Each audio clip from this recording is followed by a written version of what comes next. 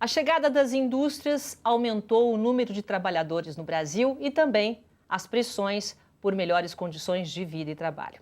O crescimento também trouxe insatisfações e surgiram as greves. Com elas, vieram as reivindicações por melhorias nos salários, benefícios ou mesmo melhores condições de trabalho. Mas e quando o trabalhador se utiliza desse dispositivo democrático e por conta disso é demitido por justa causa, como é que ele deve proceder? Quando essa luta é legítima ou não? Para esclarecer sobre esse assunto, o nosso Opinião Livre de hoje conversa com a advogada Sueli Muck, especialista em Direito Empresarial do Trabalho. Muito obrigada pela sua presença, Sueli. Boa tarde. Para que serve e o que vem a ser uma greve? Para que serve a greve? A greve serve para o trabalhador exercer, de alguma forma, pressão por aquele que ele está reivindicando. Em geral, ele reivindica melhores condições de trabalho, melhores salários, enfim, tudo aquilo que torna a vida dele, trabalhador, mais fácil.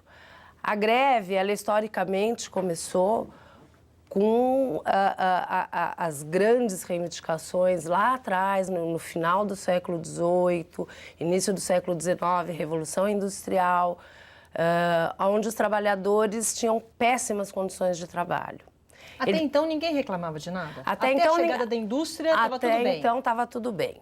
Com a chegada da indústria, com a Revolução Industrial, onde os trabalhadores trabalhavam 18 horas, 17 horas por dia em condições absolutamente precárias, eles primeiro começaram a quebrar as máquinas. Depois, eles perceberam que de nada adiantava quebrar as máquinas, que eles deveriam se mobilizar e quebrar o empregador, ou seja, parar de dar aquilo que o empregador mais precisava, que era o trabalho. Condição de trabalho, né? Condição de trabalho. Eles lutaram inicialmente, efetivamente, por condições de trabalho, por jornadas menos extenuantes, por condições físicas na indústria mais salubres, porque as indústrias naquela época eram altamente insalubres. Então, a greve foi surgindo como uma forma de pressão do trabalhador conseguir aquilo que o empregador não dava por questões econômicas. Obviamente, a lei da mais-valia... O trabalhador precisando... O trabalhador precisando, então foi a forma que ele encontrou de pressionar o empregador a fazer essas concessões. E desde aquela época, né, Sueli, já existiam os líderes, né? Tem sempre alguém que fala, vamos lá, está na hora da gente reagir. Sim, a liderança é algo nato. A greve precisa de um líder, não precisa? A liderança é algo nato, né? Então, os líderes efetivamente mobilizavam os seus colegas e, a partir daí, faziam-se os movimentos. Bom, então a greve é um direito nosso, né? O que fala a Constituição? Está na Constituição? Está na Constituição, existe a lei de greve, é um direito garantido constitucionalmente. O trabalhador tem direito de greve, sim.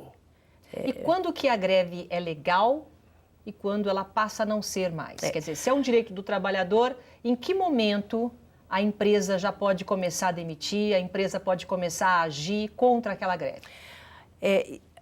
Para que seja instalado o movimento paredista, a própria lei prevê várias etapas. Em primeiro lugar, tem que ter uma pauta de reivindicações, ou seja, você não pode fazer greve da noite para o dia e não dizer o que você está buscando com essa greve. Em segundo lugar, tem que haver a negociação. Inicialmente, as partes têm que negociar antes da greve. Tem que haver a tentativa de negociação pelas partes. Não se pode instaurar um dissídio coletivo, sem que dissídio coletivo é o processo que a justiça vai julgar, né? Que quando as partes não chegam a um acordo, então instaura-se o dissídio coletivo, mas antes disso tem que haver a tentativa de negociação.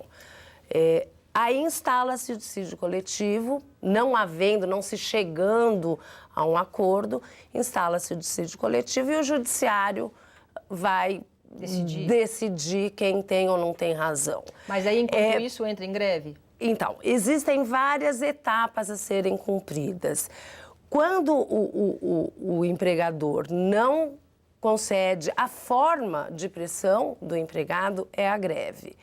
A greve, ela pode ser legal e pode ser ilegal, vai depender se trata de serviço essencial ou não, e mesmo nos serviços essenciais, existe a possibilidade de se fazer greve, desde que se garanta à população a segurança, a saúde, desde que não se coloque em risco a população. Quais são demais cidadãos. os serviços essenciais, então? Eles são enumerados na própria lei. O artigo 11 ou Nem precisa 10 chegar da tanto. lei, ele enumera quais são os serviços essenciais. Então, é saúde, o serviço, por exemplo, o serviço de coleta de lixo é um serviço essencial. Por quê? Porque vai colocar em risco a saúde da população. Serviços de transporte, porque o direito de ir e vir tem que ser garantido.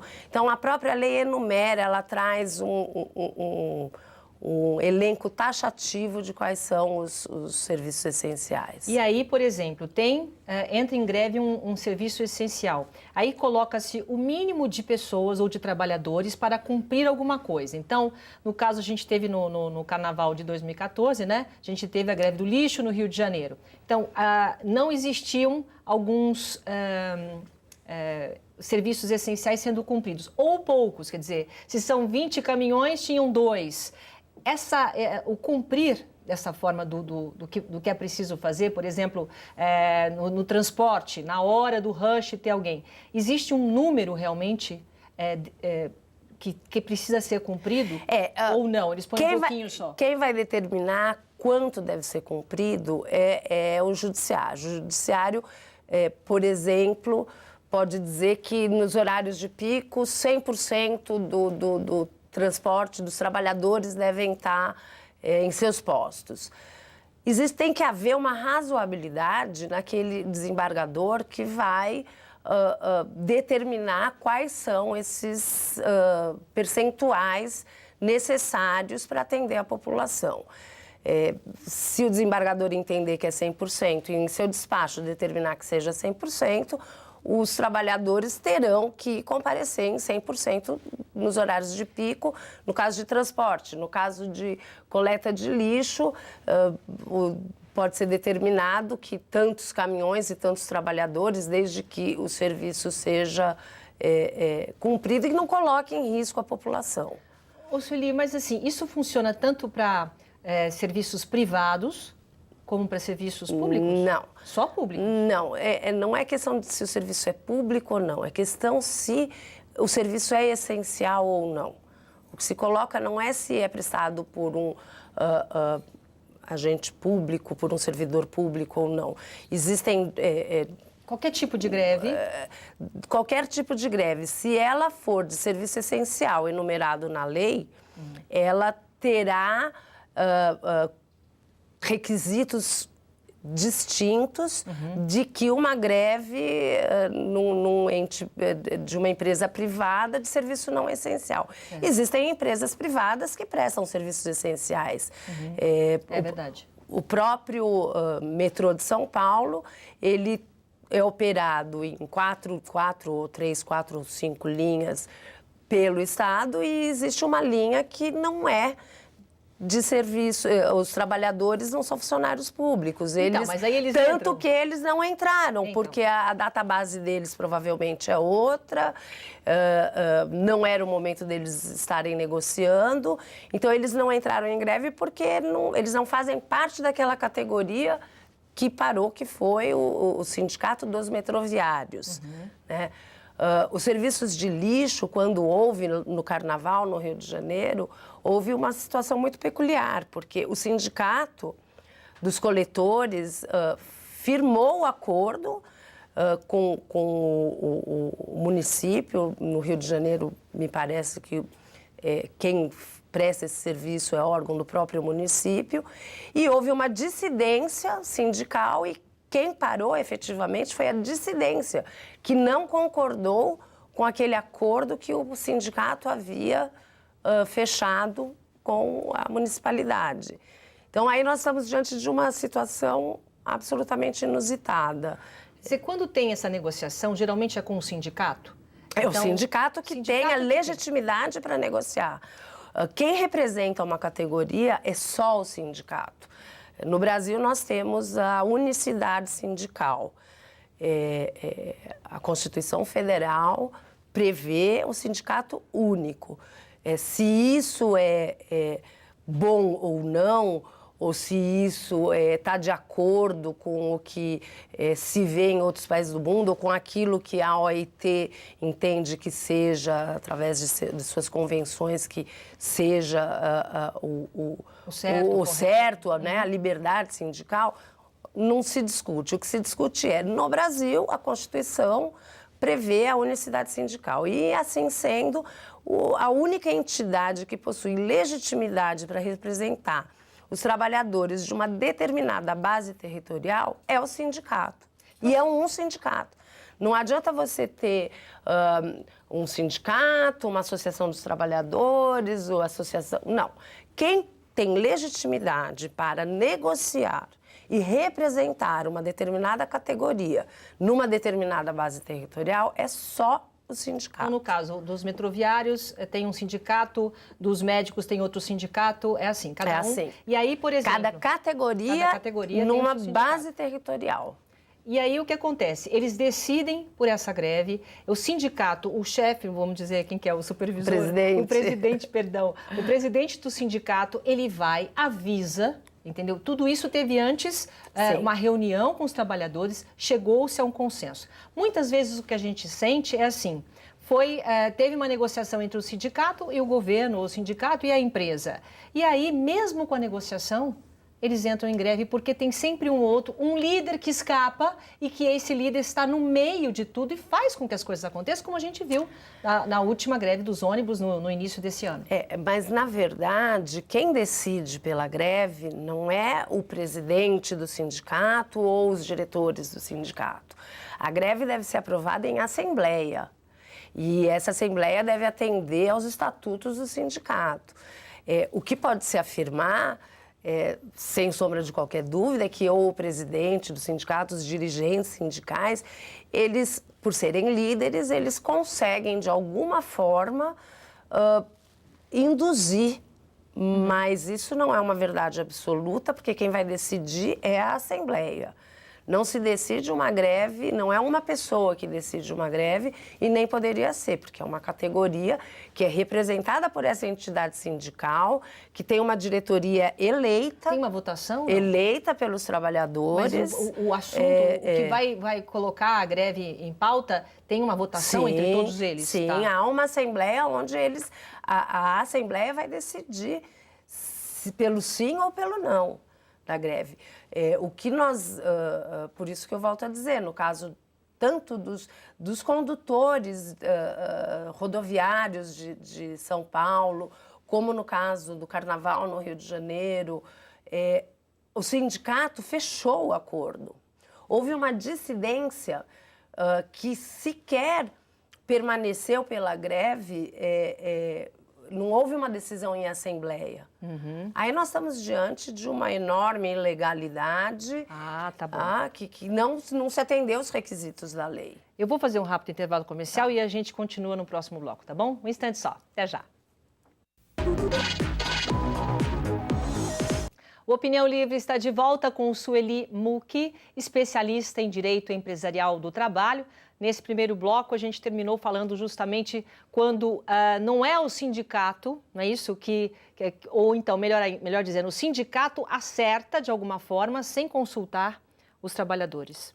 Na verdade, não é bem isso. O sindicato faz o acordo, os trabalhadores em assembleia decidem que não vai haver greve, ou muitas vezes não se chega a essa necessidade, porque se o acordo é fechado antes, nas negociações prévias, não há qualquer sentido em se fazer a greve. A greve, o trabalhador vai para a greve quando não há o acordo com a empresa, daí então a diretoria do sindicato leva à base olha, não houve acordo, nós estamos reivindicando EPIs, né, para equipamentos de proteção individual, estamos reivindicando 5% de aumento, o empregador não quer dar. O que vocês acham? A Assembleia decida, vamos aceitar ou o que eles estão nos oferecendo ou vamos fazer a greve? E aí é decidido.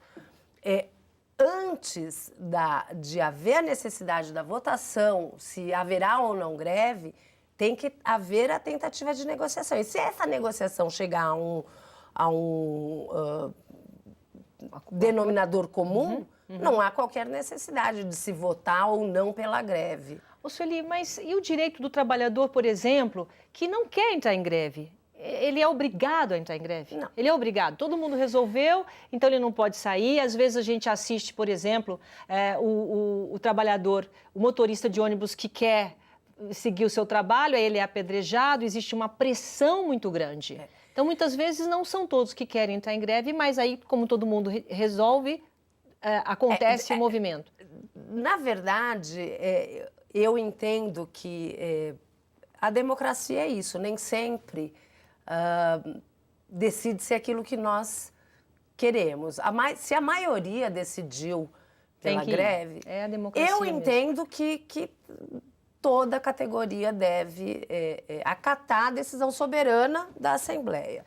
Entretanto, sou absolutamente contra piquete físico, apedrejamento, colocar fogo em ônibus ou impedir fisicamente o trabalhador de comparecer ao trabalho. Normalmente, o que seria a melhor forma de convencimento é o convencimento mesmo, ou aquele piquete moral. Poxa, você vai furar a greve, olha, nossa... Mas não é assim, né? Infelizmente, não é assim, Ô, Sueli, né? quando que a polícia pode intervir ou não? Porque muitas vezes a gente assiste, né, a polícia olhando. A polícia não intervém, não acontece nada. E, às vezes, sim, às vezes tem confronto. Quando que pode ou quando não pode? Quando a polícia deve intervir no sentido da lei? A polícia deve intervir, em primeiro lugar, quando há algum risco à segurança, né? A segurança pública é o primeiro momento em que a polícia deve intervir. A polícia também irá intervir quando os grevistas, eles fazem uma invasão, por exemplo, Então, extrapolam, né? Extrapolam. Nesses casos, a polícia vai intervir com determinação da justiça. Então, aquele empregador que isso acontece muito, nós vemos muito isso no caso de greves de bancos. Existe um remédio jurídico, uma ação, que é o interdito proibitório, quando há aquele piquete na porta da agência, a juíza, se esse interdito proibitório, pede-se uma liminar e decisão da justiça tem que ser cumprida. Então, aí a gente vê efetivamente a polícia agindo se há o quebra-quebra, se há invasão na propriedade, na agência, porque isso se vê muito, né? Eles quebram agências, faz aquele piquete físico. Então, e quando que pode começar as demissões? As demissões podem começar quando a greve é julgada ilegal. A partir daí? A partir daí pode haver a demissão. Justa causa? Justa causa. Né? Enquanto a greve está acontecendo e não há o julgamento da legalidade ou ilegalidade da greve, o empregador ele não só não pode demitir, como em não se tratando de trabalho absolutamente necessário, não só essencial. Aí, por exemplo, é uma empresa química que precisa manter uma caldeira ligada. Se o trabalhador responsável pela caldeira não está participando da greve, ele não pode ser demitido. E também o empregador não pode contratar outras pessoas gerais para substituir. Mas no caso da caldeira, que é algo que, se não permanecer ligada, acarretará um prejuízo muitas vezes irreparável, então aí ele pode substituir. Mas nem isso ele pode em geral, só nessas situações onde haverá um prejuízo irreparável. No caso da demissão, ela só pode ocorrer quando for julgada ilegal a greve. Enquanto a greve for legal, é um direito do trabalhador. Mas existem momentos, né, que nem a gente viu na Copa do Mundo, os metroviários, uma pressão enorme em cima da cidade de São Paulo, no Brasil, quer dizer, tem que ter Copa, e aí os metroviários entraram em greve, quer dizer, existe uma pressão que se demitir, não, a gente não quer que demita. Existe um momento, por exemplo, no final do ano, quando vai todo mundo viajar, aí os pilotos resolvem parar tudo, as aeronaves, quer dizer, o momento propício para fazer a greve não é nem o direito em si, é um momento de pressão mesmo. Na verdade, no caso dos metroviários, foi uma infeliz coincidência. Será? Né? A data base deles é em maio. E durante o mês de maio houve negociações e não se chegou a um acordo e acabou com a greve. É que a data base deles é 1º de maio, então é o momento em que eles estão negociando exatamente o reajuste salarial. Né? E de outras condições, me parece que eles estavam, enfim. Mas foi uma infeliz coincidência, quer se acredite, quer não. Agora, em relação a uma comparação no sentido de direito de greve e a reação da população, nós tivemos uma greve que parou o país em 2013, né? Nem sei se foi greve, foram manifestações, greves, tudo misturado, porque várias categorias insatisfeitas. E agora, mais próximo dos grandes eventos, né, a gente vê algumas manifestações e greves menores, mas a insatisfação continua. O momento de greve, o estado que a presidente Dilma costumava falar muito, que é no sentido de Estado de Direito. O que é esse Estado de Direito? É as garantias aos direitos fundamentais da liberdade, o direito de ir e vir. Eu acho que todos os direitos, eles têm que se harmonizar. Se não houver essa harmonização, nós não estaremos diante de um Estado pleno de direito. Então, o que acontece? O que nós vimos em 2013, aquelas manifestações tolhiram o direito de ir e vir. Houve avanço na propriedade privada.